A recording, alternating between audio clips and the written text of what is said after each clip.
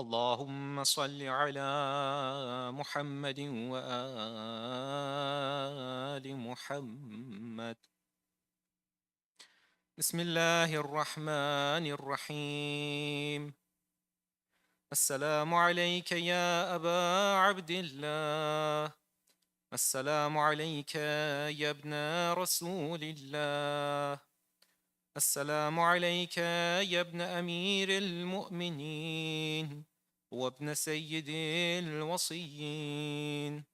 السلام عليك يا ابن فاطمة سيدة نساء العالمين. السلام عليك يا ثار الله وابن ثاره والوتر الموتور. السلام عليك وعلى الأرواح التي حلت بفنائك. عليكم مني جميعا سلام الله أبدا ما بقيت وبقي الليل والنهار. يا أبا عبد الله، لقد عظمت الرزية وجلت وعظمت المصيبة بك علينا وعلى جميع أهل الإسلام، وجلت وعظمت مصيبتك في السماوات على جميع أهل السماوات. فلعن الله أمة أسست أساس الظلم والجور عليكم أهل البيت، ولعن الله أمة دفعتكم عن مقامكم وأزالتكم عن مراتبكم التي رتبكم الله فيها. ولعن الله أمة قتلتكم، ولعن الله الممهدين لهم بالتمكين من قتالكم. برئت إلى الله وإليكم منهم ومن أشياعهم وأتباعهم وأوليائهم. يا أبا عبد الله، إني سلم لمن سالمكم وحرب لمن حاربكم. إني سلم لمن سالمكم وحرب لمن حاربكم إلى يوم القيامة. ولعن الله آل زياد وآل مروان، ولعن الله بني أمية قاطبة، ولعن الله ابن مرجانة، ولعن الله عمر بن سعد، ولعن الله شمرا، ولعن الله أمة أسرجت وألجمت وتنقبت لقتالك. بأبي أنت وأمي لقد عظم مصابي بك، فأسأل الله الذي أكرم مقامك وأكرمني بك أن يرزقني طلب آثارك مع إمام منصور من أهل بيت محمد صلى الله عليه وآله. اللهم اجعلني عندك وجيها بالحسين عليه السلام في الدنيا والآخرة. يا أبا عبد الله، إني أتقرب إلى الله وإلى رسوله وإلى أمير المؤمنين وإلى فاطمة وإلى الحسن وإليك بموالاتك وبالبراءة ممن أسس أساس ذلك وبنى عليه بنيانه وجرى في ظلمه وجوره عليكم وعلى أشياعكم.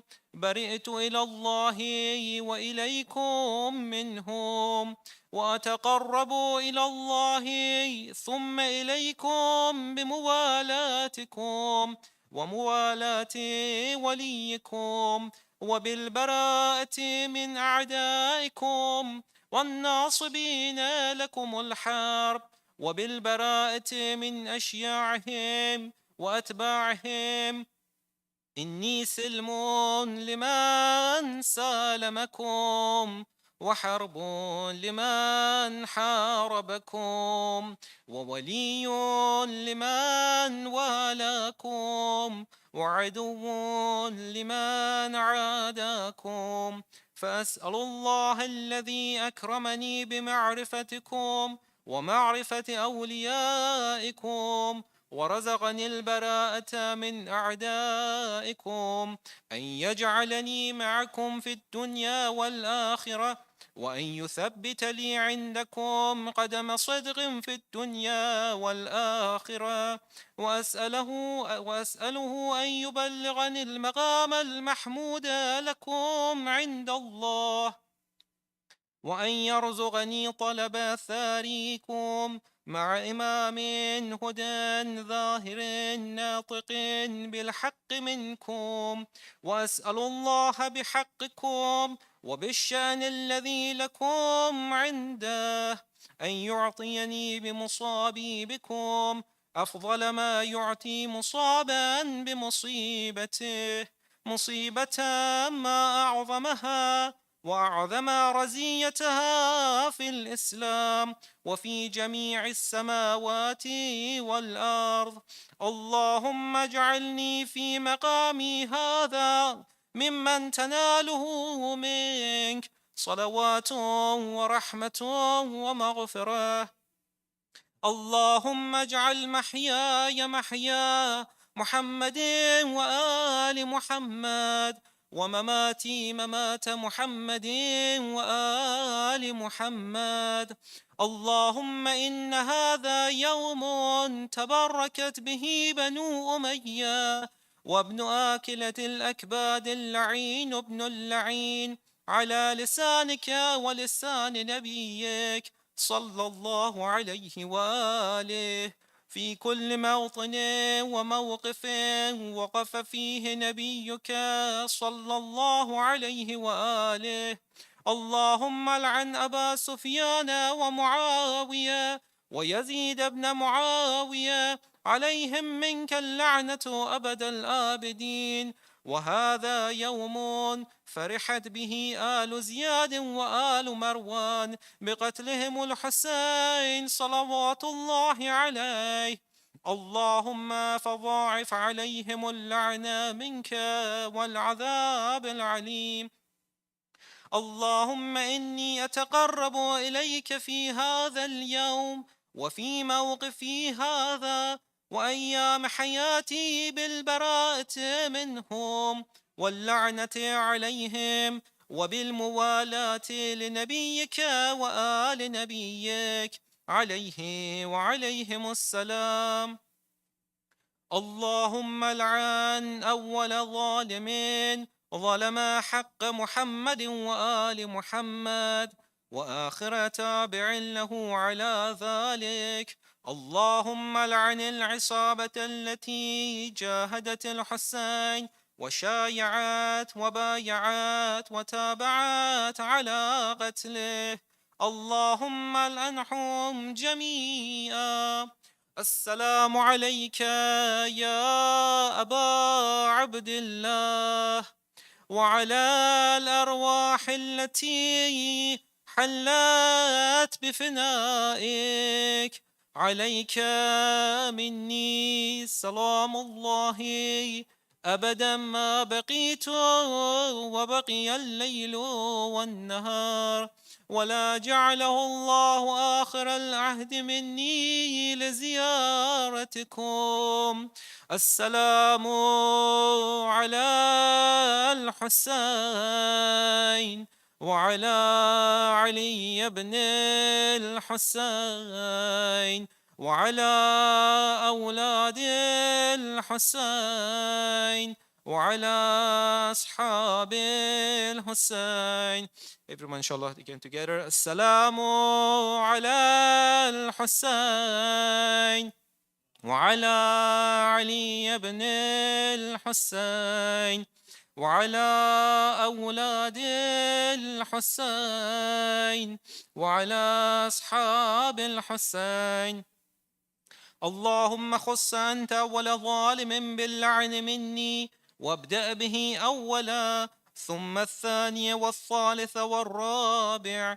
اللهم لعن يزيد خامسا، ولعن عبيد الله بن زياد وابن مرجان وعمر بن سعد وشمرا وآل أبي سفيان وآل زياد وآل مروان إلى يوم القيامة.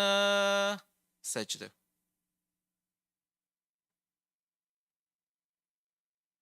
اللهم لك الحمد حمد الشاكرين، لك على مصابهم، الحمد لله على عظيم رزيتي.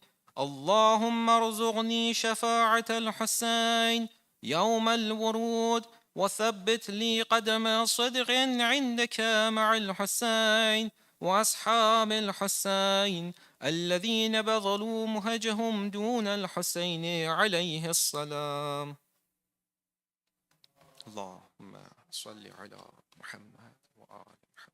إلى أرواح المؤمنين والمؤمنات رحم الله من قرأ الفاتحة مع الإخلاص والصلوات.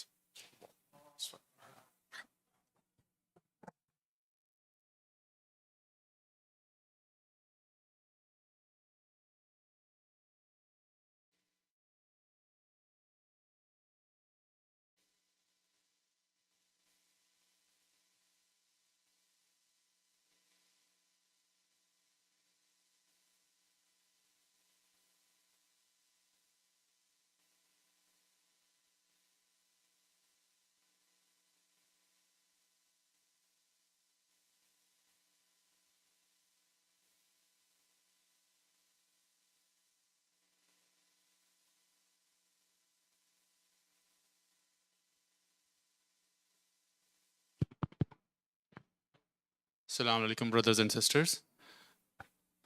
Two announcements before I request Sheikh for his lecture. Number one, please keep your kids with yourself so other audience can listen to the lecture and focus on it. The second is the same announcement. If you guys are bringing tabarruk for distribution, please make a small packages before the program so it becomes easier for the distribution. Thank you very much. And with a loud salawat, please welcome Sheikh Khaled Jamil. Allahumma salli ala Muhammad wa ali Muhammad. For the lecture, I brought a gift from Karbala. I want to share with everybody, inshallah.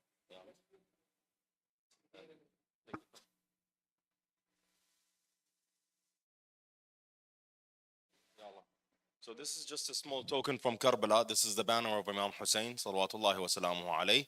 This is the banner that they place inside the domes during the Arba'in. So this is just a small gift from me to you guys out of appreciation. Let's take a picture.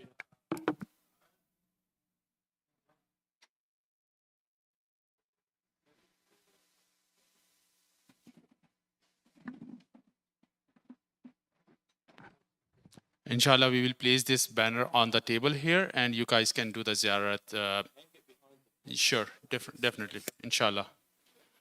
Inshallah. And tomorrow we will place it behind the member as well. So you guys can do the ziyarat, inshallah.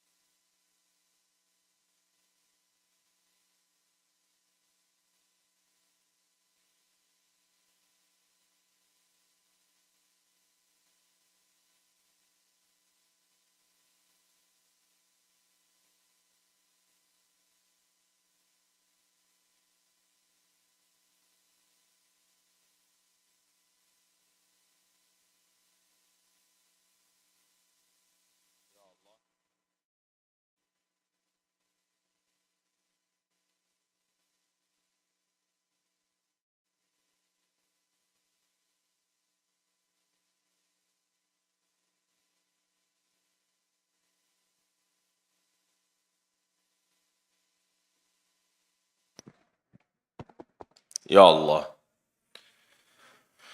بسم الله الرحمن الرحيم اللهم صل على محمد وآله الطيبين الطاهرين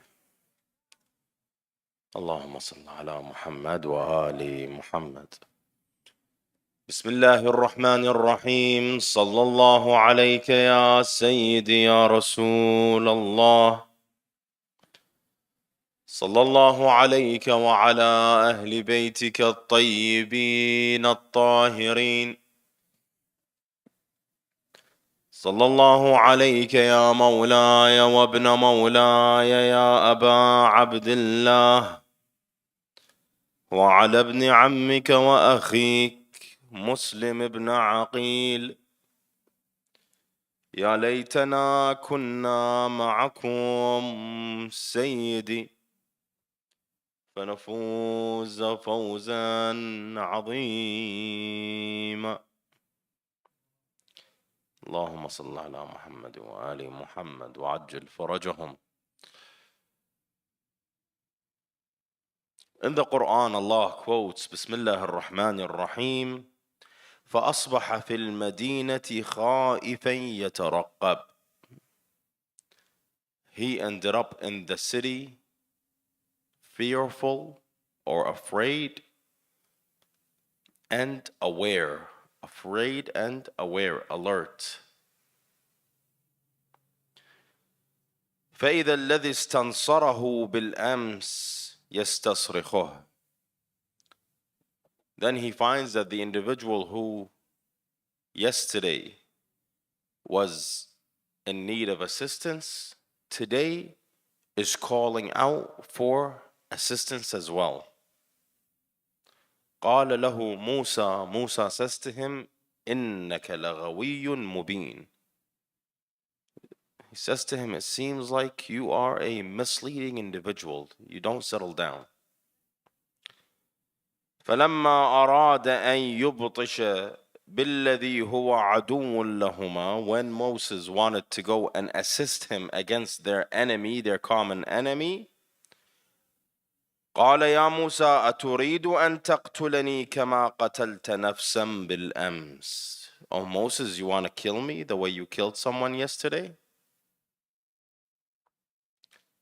إن تريد إلا أن تكون جبارا في الأرض. All you want to do is become a tyrant on earth. We see that sometimes an individual who works on the path of Allah, who is righteous in their action, is met by an individual who is conniving, an individual who wants to veer the truth from its proper avenue. We see this in this verse. In this verse, Moses assists one of the Israelites who was being beaten by a Coptic individual, by an Egyptian. Now, I use the term Coptic. We're not sure if he was Coptic or not. Nonetheless, by an Egyptian individual, an individual from the side of Pharaoh, of Pharaoh. At that point, the individual from Pharaoh's side dies under the hand of Moses. Moses now becomes public enemy number one. He is wanted through the city. The next day, the following day, Moses sees the same individual. Again, is another fight with another Egyptian. Says to him, when he sees Moses, he calls out to Moses, help me, I need your help. Yastasrakh means to call out for help very loudly, to wail out for help, to scream for help. It comes from the word surakh, and surakh means to scream. Moses looks at him. He says, you don't settle down, obviously. You're not wise. You got away with it once. Why would you do it again? I'm still dealing with the outcome of yesterday's event. Nonetheless, as he goes to assist him, the same Israelite, looks and says, "Huh, Moses, you want to kill me now, just like you killed the guy yesterday?" Subhanallah, Maulana. He was assisting you and he's coming to assist you, but now he became the enemy. Maulana, this story reminds me of the story of Muslim ibn Aqil, Radwanullahi ta'ala alayhi. First of all, a little bit of a background of Muslim ibn Aqil. Muslim is the son of Aqil ibn Abi Talib. Aqil is the brother of Imam Ali. We know Abu Talib had a bunch of sons: Ja'far, Aqil, Ali, Talib in some narrations. Aqil, they say that the Prophet had a lot of love for Aqil. In fact, one day they say that the Prophet one day was sitting with Aqil and Amir al-Mu'mineen was with them. Amir al-Mu'mineen says to the Prophet, "Ya Rasulullah, I see that you, alaykum as-salam, that you are very fond of Aqil. You love Aqil." He says, "Not only that, Ya Ali, uhibbuhu hubbain. I love him twice." Mom says, "What do you mean? How do you love somebody twice over?" He says, "I love him for him, and I love him for the love of his father to him." We know that Abu Talib fell on hard times, so some of the companions took his brothers took in his children. Hamza took in Ja'far. Muhammad sallallahu alayhi wa alih, sallu alayhi wa alih. Maulana, haya mu salat Shi'i. This is not how a Shi'i does salat. You guys want your dhunub, insha'Allah, tughfar? Sallu ala Muhammad wa ali Muhammad.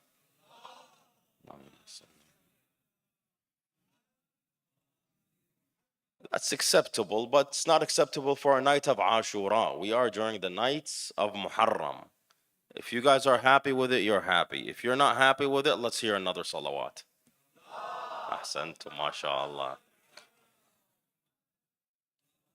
Allahumma salli ala Muhammad wa ali Muhammad. The Prophet took the infant by the name of Ali ibn Abi Talib. And he said to them, "Leave me, Aqil." Abu Talib, he said to them, "Leave me, Aqil. Aqil is my dear. Aqil is, every father has one of his kids that holds a special place. They all have their own place. But there's always one kid. Sometimes that kid is sick. Sometimes that kid is, there's always some reason why one of the kids is different to the father or to the mother. Mainly not the mothers, usually the fathers. The mothers are equal. They beat us all equally. They're happy with us all equally, huh? So inshallah, nobody here beats their child anymore. That was back then when we were growing up, huh, Haji? The beating, what happened back then? Not today. No more today, inshallah. Nonetheless, they say that Aqil had a special place in the heart of Abu Talib. So the Prophet used to say, "Inni uhibbuhu hubbain." I love him twice over. Once for him, and once for the love of Abu Talib for him. Maulana, and this is a point that we used to argue. We say, does the Prophet confirm and affirm the love of a non-Muslim? If you claim Abu Talib is a non-Muslim, why would the Prophet have such consideration for the love of Abu Talib that he loves Aqil for the love of Abu Talib? Then he says, "Ya Aqil, know that your son will die on the path of Al-Hussein ibn Ali, of my grandson." However, we see in history that there is a lot of talk about Abu Talib, about Aqil. Say he went to Muawiyah, some say he didn't give the oath properly. We know that in the history that Imam Amir al-Mu'mineen put a coal in the hand of Aqil. We see that Aqil, by the way, had a lot of sons. But Imam al-Sajjad, he says, ما مررت على دور آل عقيل إلا وخنقتني العبرة. I did not walk, or I do not walk by the homes of the sons of Aqil, and lest I am choked with tears. Maulana Imam Hussein and Karbala took all of the sons of Aqil. They left nothing but homes with wailing women in them. Starting with Muslim ibn Aqil. Muslim ibn Aqil, his two brothers and his two sons in Karbala. His two other sons, as we know in Balad, outside of Karbala. The two sons of Muslim ibn Aqil. Thus, the Bani Hashim, the largest percentage of individuals from Bani Hashim that died in Karbala were from Bani Aqil, followed by Bani Amir al-Mu'mineen, by Bani Ali. يعني أبناء علي were less in number than أبناء Aqil in Karbala. Can you imagine? By the way, they say that most of the children of Aqil and Abna Aqil, the grandsons of Aqil, were not killed by the sword. They were either burned alive, trampled, lost in the desert, died of thirst, died before Karbala, died after Karbala, died on the way to Karbala, died on the way from Karbala to Kufa, from Kufa to Sham. The largest number of Bani Hashims that died in Karbala and as a result of Karbala were from Bani Aqil. When we come to the idea or to the individual who is Muslim, they dispute whether Muslim was born during the time of the Prophet Muhammad sallallahu alaihi wasallam or afterwards. However, they do say that he had a katiba, which is a platoon, in one of the battles in Turkey, in the Byzantine Empire. If that's the case, then he would have been born during the Prophet's time. So I don't want to get into the numbers of it, but essentially he would have had to have been born at least during the time of the last few years of the Prophet's time. Was he 6? Was he 7? Was he older? Was he younger? That is disputed. Nonetheless, it doesn't change the fact that he is, at the time of Karbala, at the time when he was killed, he was in his 50s, if not a bit later than that. We also find this where? We find this in the narration when the Imam, Salamullahi alayhi, when he sends Aqil to Al-Kufa, what does he say? Let's recite exactly what he says so that we're not misquoting. He says to them,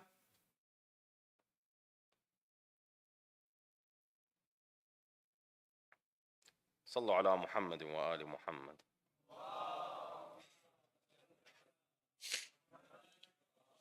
وإني باعث إليكم أخي وابن عمي, and I have sent to you my brother and my cousin. Now, usually when you say akhi, you don't say akhi to someone who's a lot younger than you, right? My friend, all of that. That is usually the individual has to at least be of similar age. You understand what I mean? Because you're not addressing him, you're addressing him to the others. So they must have been close to the same age. And he says, Akhi, that shows you the status he has within the Imam. Then he says, Ibn Ammi. He's also from my blood. He's also my cousin, the son of my uncle. Then he says, وَثِقَتِي مِنْ أَهْلِ. Maulana, thiqati means the most trusted one, from my family. This thiqa is general. Once you say thiqati fil Islam, he's the most trusted individual to me in Islam. Once you say thiqati fil siyasa, I trust him in politics. Clear? But when you say wathiqati and you stop, that means I trust him in everything. Because what the Imam says here, wathiqati, means my trust. I trust him. That ya at the end means to me. So the trusted individual to me from my family. Now I know some people are going to say, well, what about Abu al-Fadl al-Abbas? Maulana, let's not compare. You can't compare apples and oranges, okay? Don't compare.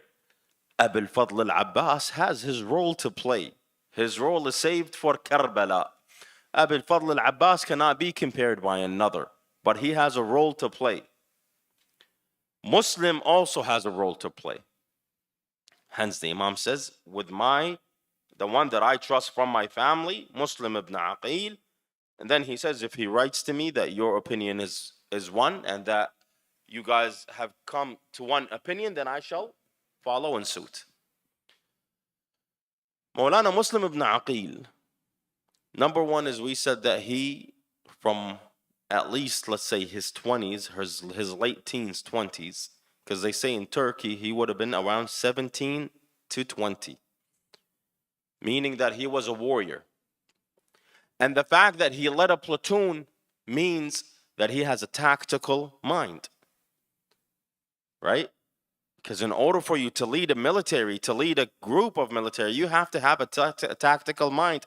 Because back then, war wasn't fought the way war is fought today. You didn't have a radio antenna or a radio and an antenna that will give you the directions from the general, right? That's why the choices had to be specific and they had to be correct. When Imam al-Hussein gave his banner, the banner of Bani Hashim, to Al-Abbas, because he knew who Al-Abbas was. When the banner of the Ansar, who did he give it to? Muslim ibn Awsaja? La Maulana.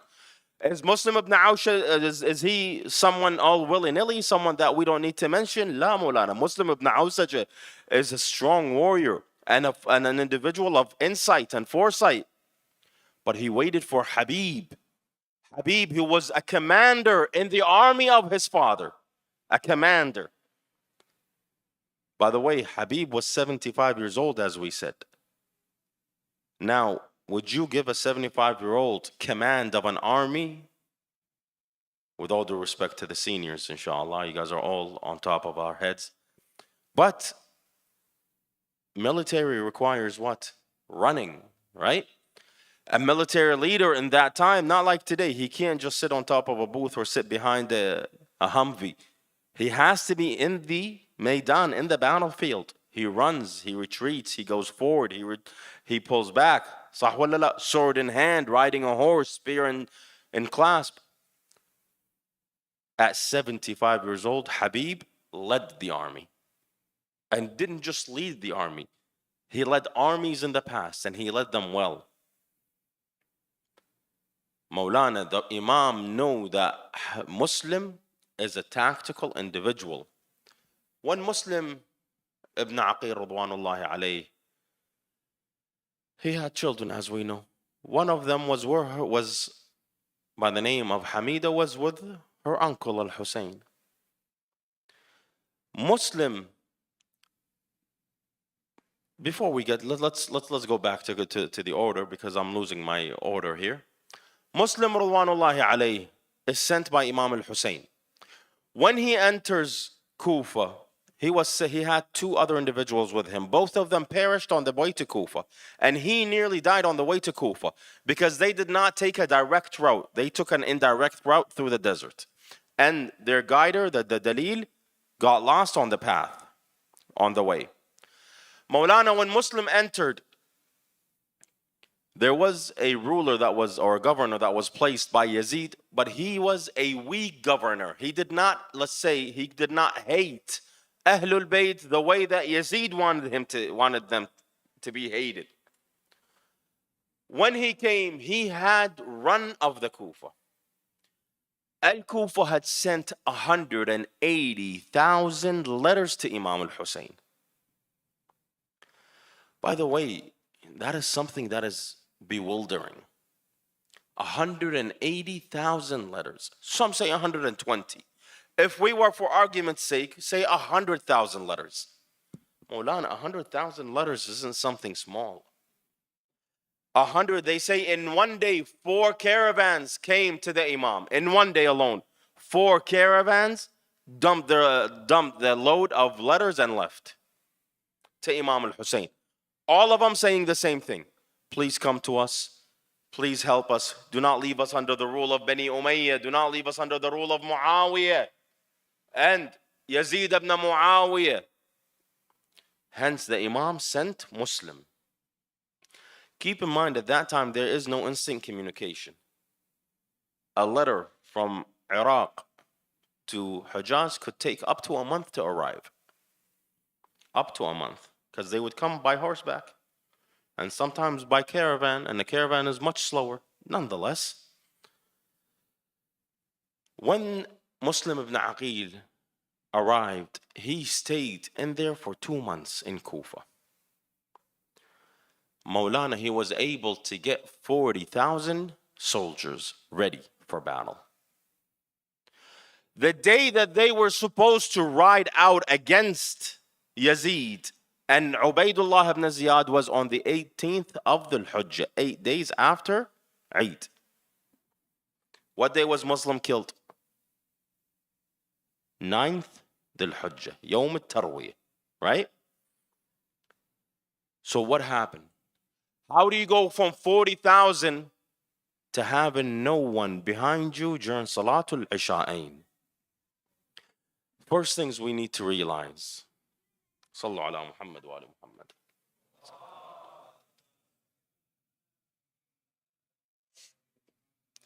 The first thing we need to realize is the individuals that wrote to Imam Hussein are no different than the one who says to Musa, have you come to kill me today just like you did the Egyptian yesterday? Individuals who two-faced in most cases. Number one. Number two is we need to realize that those 180 ahsantum. Sallu ala Muhammad wa ali Muhammad. Assalamu ala al-Hussein. The second thing we must understand is that those who wrote, not all of them were Shia. Al-Kufa is a city called Kufa to Jind, the barracks of the end of the military. The majority of the people of Al-Kufa were of non-Arab background. That being said, a lot of them, by the way, Ziyad ibn Abi, the father of Ubaidullah ibn Ziyad, sent 40,000 families out of Kufa to Khurasan. This was during the time of Muawiyah. When Yazid noticed that Al-Kufa is leaning towards Imam al-Hussein, he sent, they say he was approached by his advisor. We said his name the other day, Sir Giovannis, Sir John. As he's known in Arabic, Sir John, but his actual name was Sir Giovannis.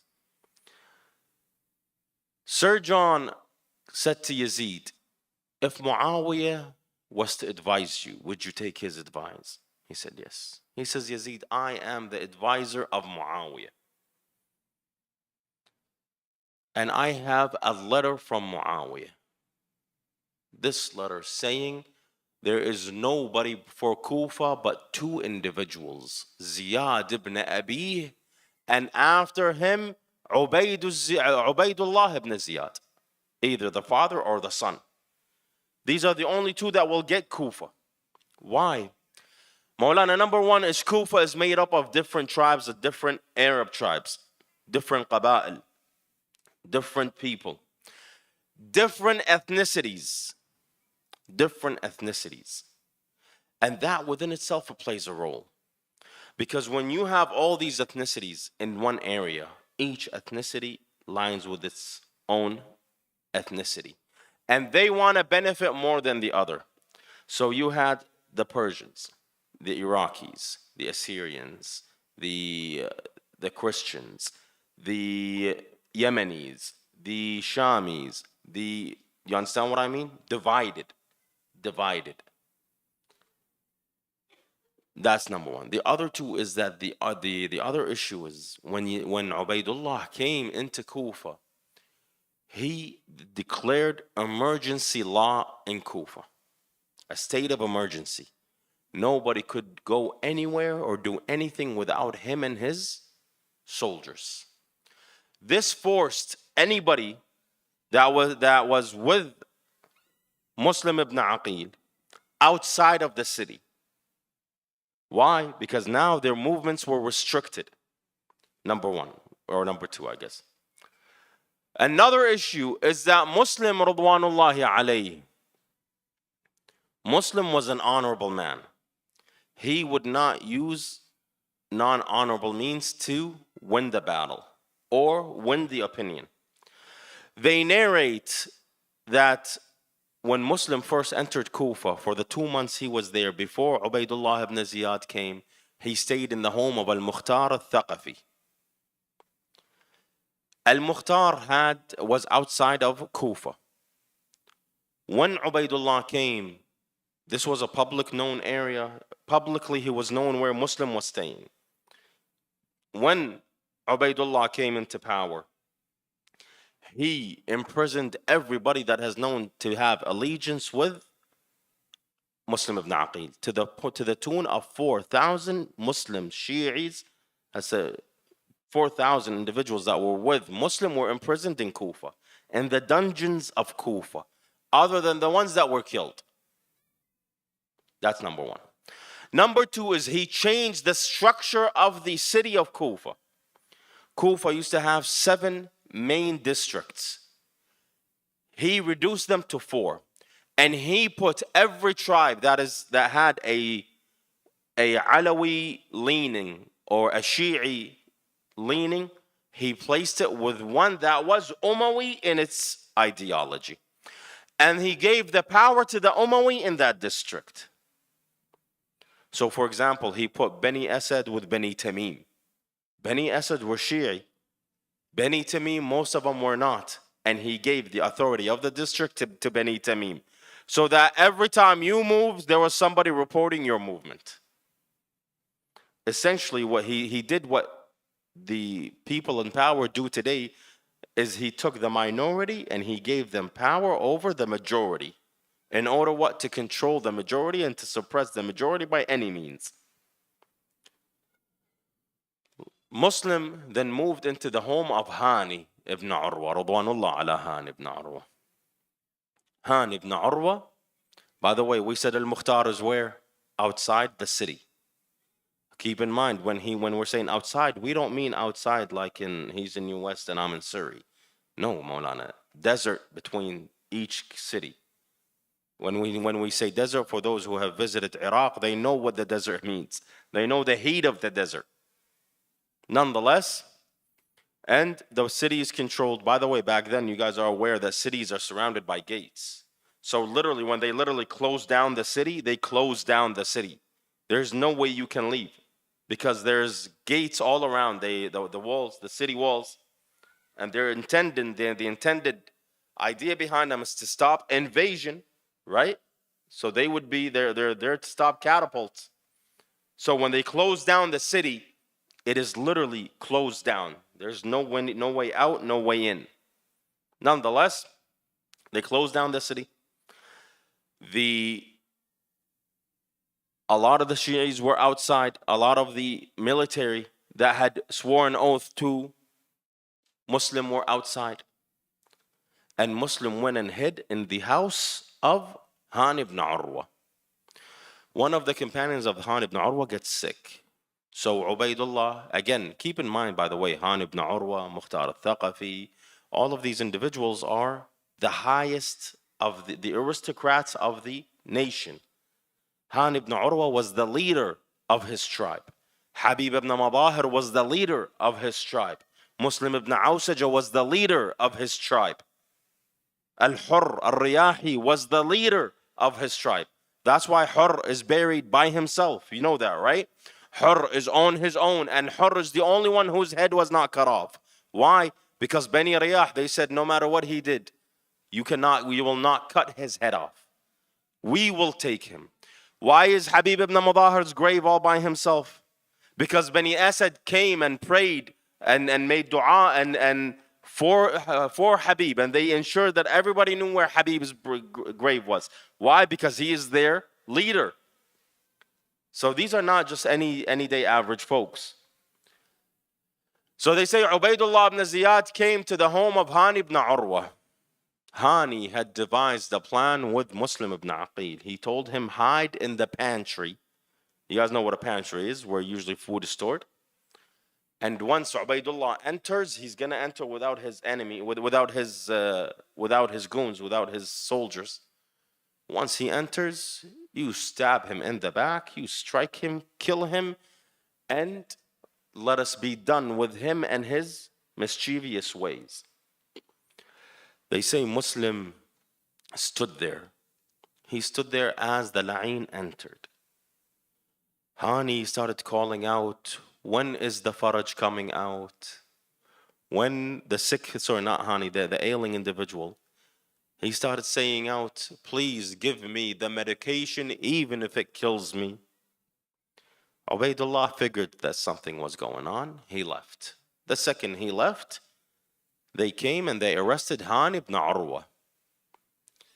Once they killed Han ibn Urwa, that's when Muslim ibn Aqil had no other choice but to move, because now he had no place to protect him. And they knew where he was and they knew how to get to him. He had an individual call out within the streets, Ya Qa'im Amit, which is a quote that is used by the Prophet, that this is the time for war. Maulana, 30,000 individuals from within Kufa came and stood behind him. Now we recite and we hear the reciters narrate that 30,000 individuals. He ended at Salatul Isha'ain and there was only 3 behind him, right? We say that he entered Kufa with 30,000. La Maulana. That wasn't the fact. The fact is for 2 days, Muslim and the authorities fought for 2 days in the streets of Kufa. That not many people talk about. For 2 days, to the point where blood ran down the streets. It became urban warfare. And yes, when he prayed, there were 300 individuals behind him.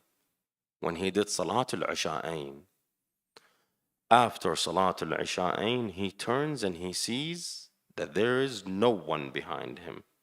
In some narrations, they say there were 3 individuals behind him. As he got to the door, to the gate of Kinda from the masjid, Muslim ibn Aqil was by himself, alone, gharib, a stranger in this land. Maulana, they say Muslim ibn Aqil started walking. However, he wasn't walking, he was hiding. When the Quran describes Musa as afraid, he wasn't afraid for himself. He was afraid for the outcome of his goal. Maulana Muslim ibn Aqil started walking by himself in a strange land.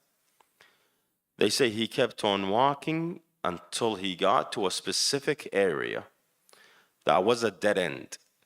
He stood there considering his next move. This was when? This was at night time now, because this is after Isha and after Maghrib and Isha. He stood there waiting, considering his next option. An old woman comes out. She says to him, Ya Abdullah, ma wuqufuka ala babi.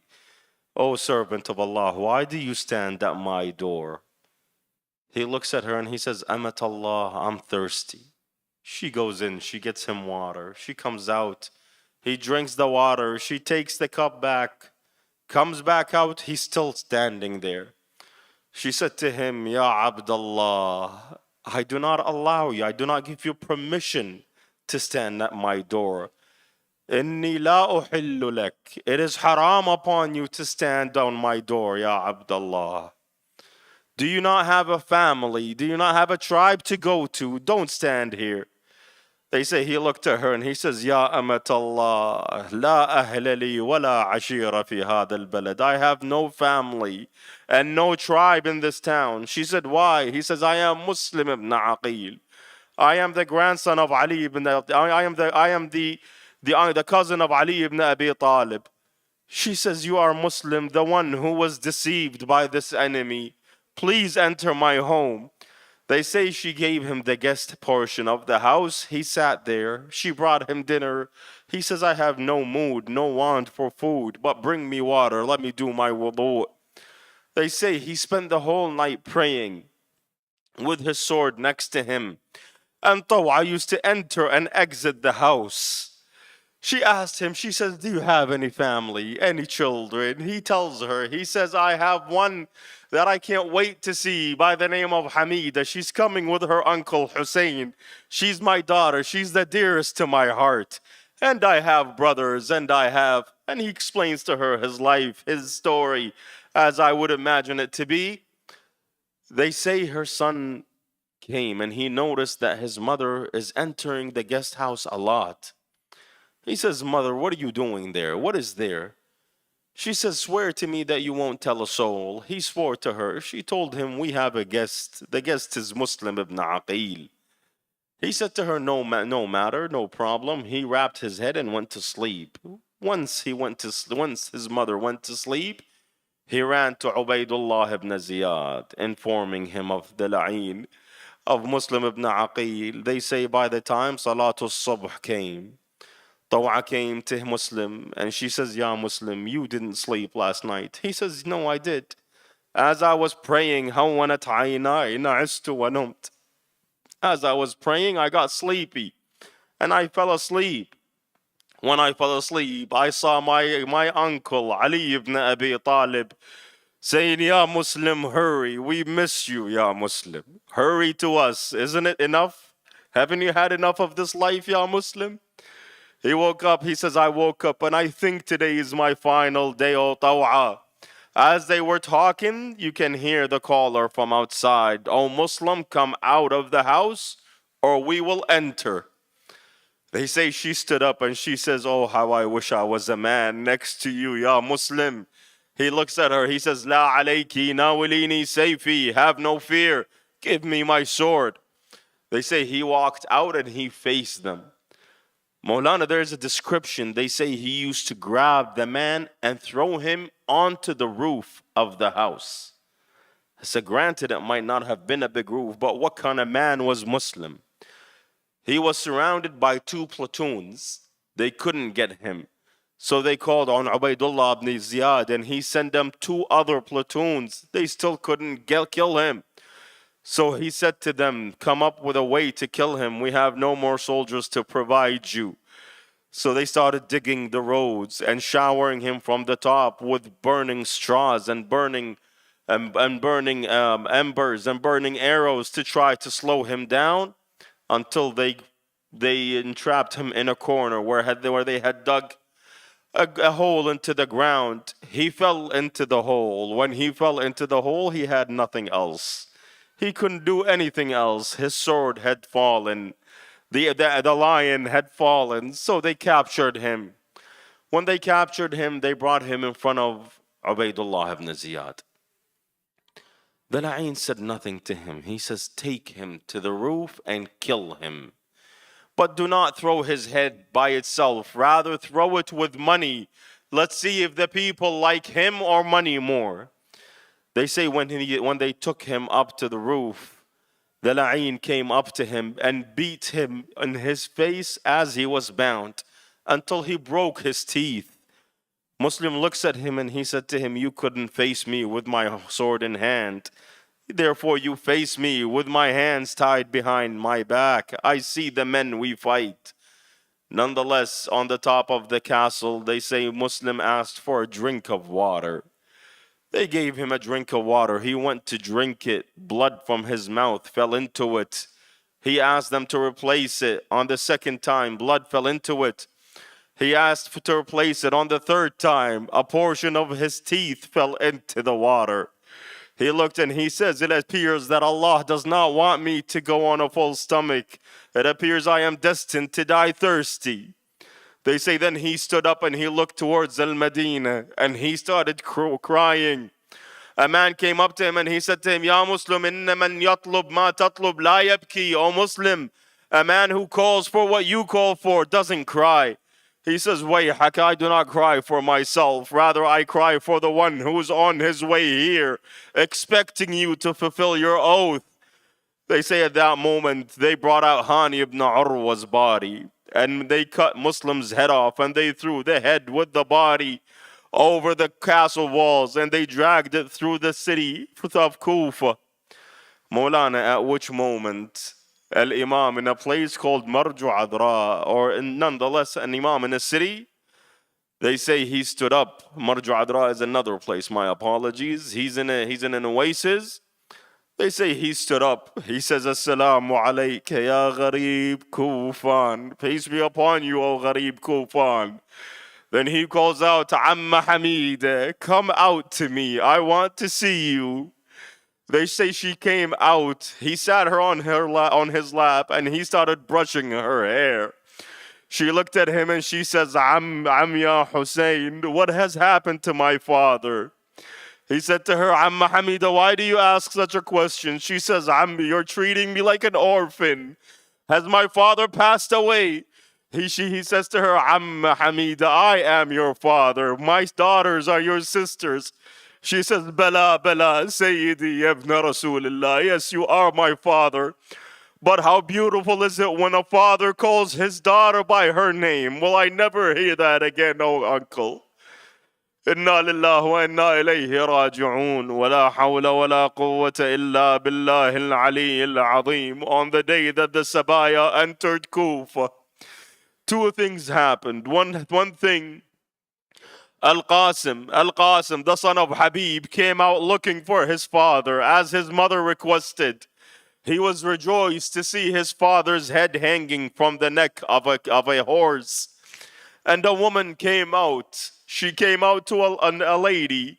And she said to her, Ya hadihi, man anti? She says, Ana Zainab bint Ali. She says, do you have a child with you by the name of Hamid? She says, I do have a child with me, but who are you? She says, I am the one that took in her father on the night before they killed him. And I am the one that collected her father after he was killed. And I want to see this daughter who Muslim kept on talking about. They say when she looked at her, she recognized her. She hugged her. She says, my condolences in regards to your father. She turned and she says, how was my father in his last days? She says, Bunayya Hamida, your father is like a ferocious lion in the enemy, between the enemy. Fear not. لا حول ولا قوة إلا بالله العلي العظيم. إنا لله وإنا إليه راجعون. وسيعلم الذين قتلوا وسيعلم الذين ظلموا وأي منقلب ينقلبون والعاقبة للمتقين. إلهي نتوجه إليك وندعوك بوجهك الكريم بكلماتك التامات. اللهم يا رب الحسين بحق الحسين اشفي صدر الحسين بظهور الحجة من آل محمد صلواتك عليه وعلى آبائه. اللهم بالحسين الوجيه وجده وأبيه وأمه وأخيه والتسعة المعصومين من بنيه فرج عنا يا الله فرجا عاجلا قريبا كلمح البصر أو هو أقرب من ذلك. إلهي إلى أرواح المؤمنين والمؤمنات. ومن أوصانا الدعاء رحم الله من قرأ الفاتحة مع الصلوات.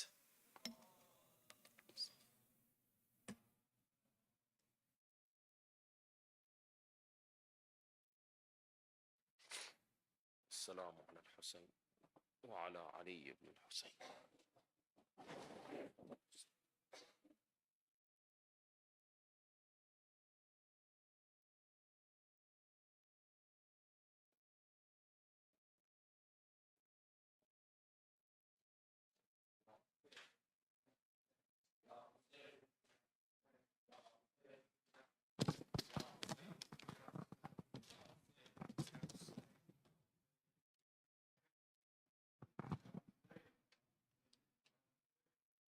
دل بیتاب اومده چشم پر از آب اومده. دل بیتاب اومده چشم پر از آب اومده ماه از لشکر ارباب اومده ماه از لشکر ارباب اومده. لشکر مشکی پوشا سینه زنای ارباب شب همه شب میخونن نوحه برای ارباب.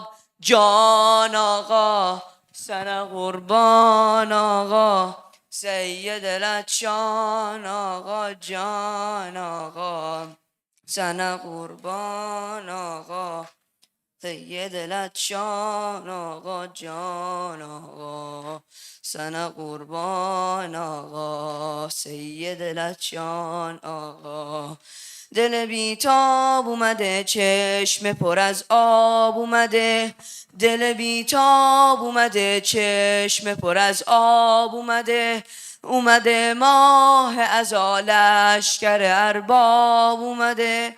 اومده ماه ازا لشکر ارباب اومده. لشکر مشکی پوشا سینه زنای ارباب. شب همه شب میخونن نوحه برای ارباب. جان آقا سن قربان آقا سید لچان آقا. جان آقا سن قربان آقا سید لچان آقا. جان آقا سن قربان آقا سید لچان آقا. جان آقا سن قربان آقا سید لچان آقا. جان آقا سن قربان آقا سید لچان آقا. جان آقا سن قربان آقا سید لچان آقا. دل من در به در درمون دردش سفره.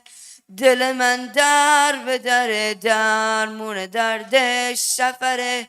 یه نفر نیست که یه شب ما رو زیارت ببره. یه نفر نیست که یه شب ما رو زیارت ببره. دست ادب رو سینه سینه زنای ارباب. با یه سلامم میرن پایین پای ارباب.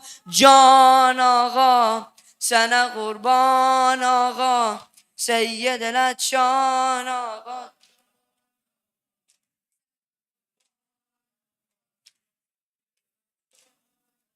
جان آقا سن قربان آقا سید لچان آقا. جان آقا سن قربان آقا سید لچان آقا. جان آقا سن قربان آقا سید لچان آقا. جان آقا سن قربان آقا سید لچان آقا.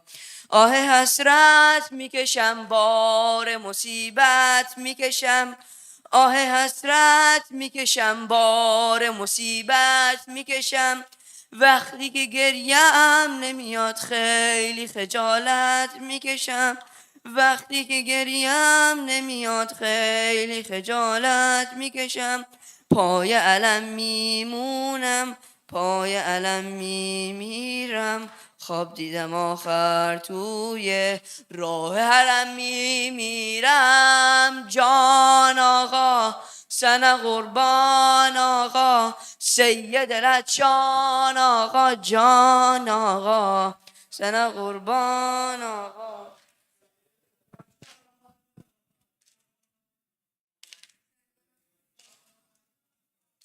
سید لچان آقا. جان آقا سن قربان آقا سید لچان آقا. جان آقا سن قربان آقا سید لچان آقا. جان آقا سن قربان آقا سید لچان آقا. یا حسین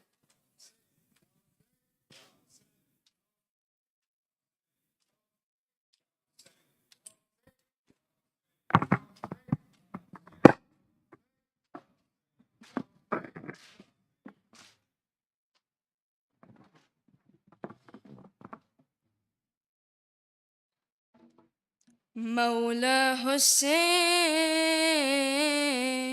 مولا حسین مولا حسين صلى الله عليك مولا حسين صلى الله عليك مولا حسين صلى الله عليك مولا حسين صلى الله عليك مولا حسين صلى الله عليك مولا حسين صلى الله عليك مولا حسين صلى الله عليك مولا حسين صلى الله عليك مولا حسين.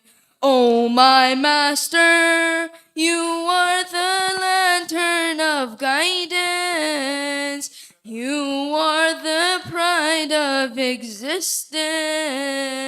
For me, you are the Lord of patience. Allahu Akbar, how could they not see all of your virtues, O son of Ali? Did they not hear what the Prophet had said? I am from him and Hussein is from me. Sallallahu alayk Mawla Hussein. Sallallahu alayk Mawla Hussein. Sallallahu.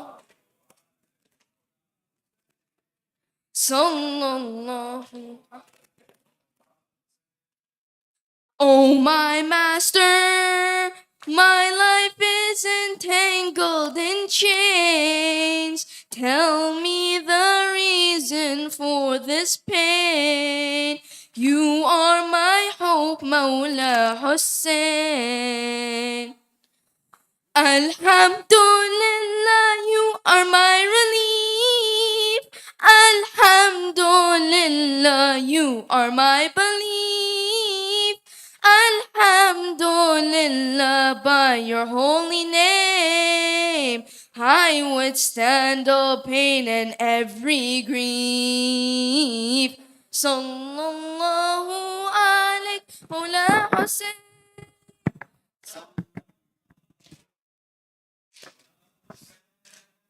Sallallahu alayk Mawla Hussein.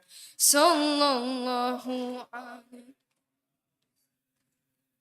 Oh my master, my heart beats for your Karbala. As Arba'in years, my Mawla, I yearn for you, O son of Zahra. Subhanallah, by the grace of your lad, Allah has put our cure in your sad. Subhanallah, by your sacrifice, Karbala has become paradise. Sallallahu alayk Mawla Hussein. Sallallahu alayk Mawla Hussein. Sallallahu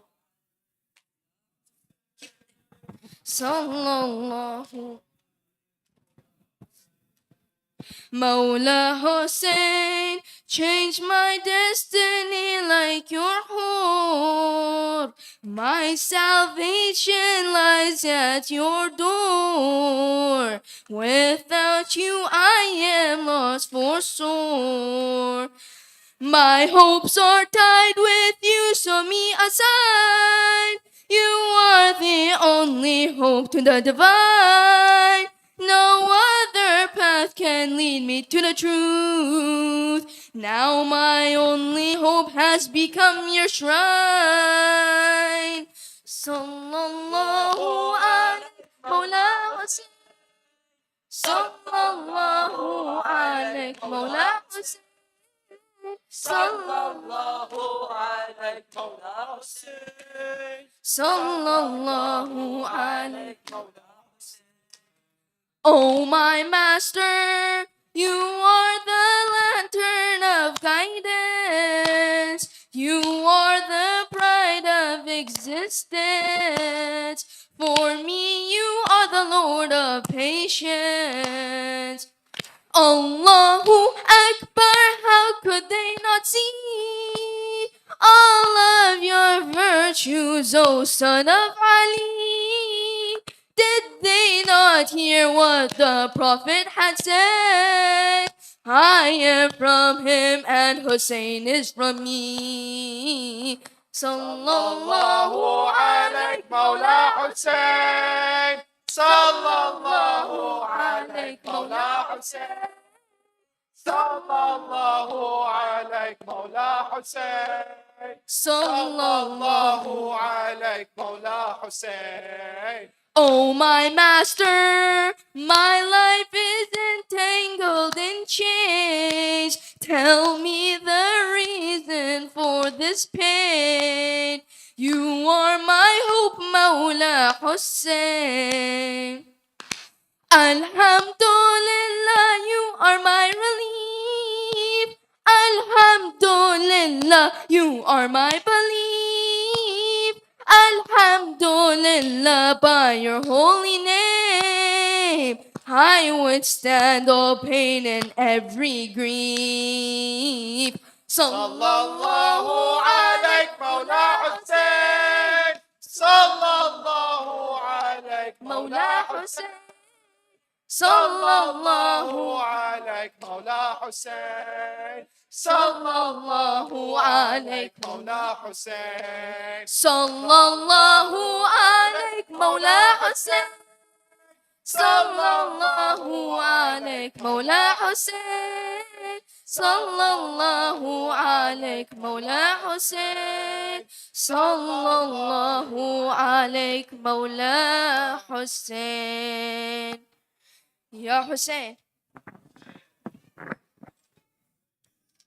صلوا على محمد وآل محمد. صلوا على محمد وآل. So inshallah we are going to outside, and inshallah the food will be served outside, and we will come back for salat inshallah.